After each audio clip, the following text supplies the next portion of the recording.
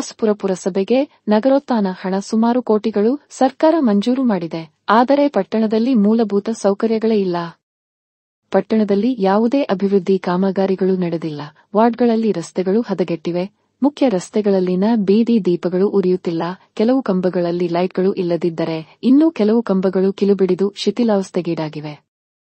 ಇನ್ನು ಪಟ್ಟಣದ ಮುಖ್ಯ ರಸ್ತೆಗಳಲ್ಲಿನ ಕಂಬಗಳಿಗೆ ಭಿತ್ತಿ ಚಿತ್ರಗಳು, ಬ್ಯಾರ್ಗಳು, ಶ್ರದ್ಧಾಂಜಲಿ ಭಾವಚಿತ್ರಗಳೇ ಕಾಣುತ್ತಿದ್ದು ಪಟ್ಟಣದ ಸೌಂದರ್ಯಕ್ಕೆ ಕಳಂಕವಾಗಿದ್ದರೂ ಸಹ ಯಾವೊಬ್ಬ ಸಂಬಂಧಪಟ್ಟ ಅಧಿಕಾರಿಗಳು ಇತ್ತ ಗಮನ ಹರಿಸದೆ ನಿರ್ಲಕ್ಷ್ಯ ತೋರುತ್ತಿದ್ದರೂ ಜನಪ್ರತಿನಿಧಿಗಳು ಕಂಡು ಕಾಣದಂತೆ ಕೂತಿರುವುದು ಶೋಚನೀಯವಾಗಿದ್ದು ಕೂಡಲೇ ಪಟ್ಟಣದ ಅಭಿವೃದ್ಧಿಗೆ ಮತ್ತು ಸೌಂದರ್ಯಕ್ಕೆ ಒತ್ತು ಕೊಡಬೇಕೆಂದು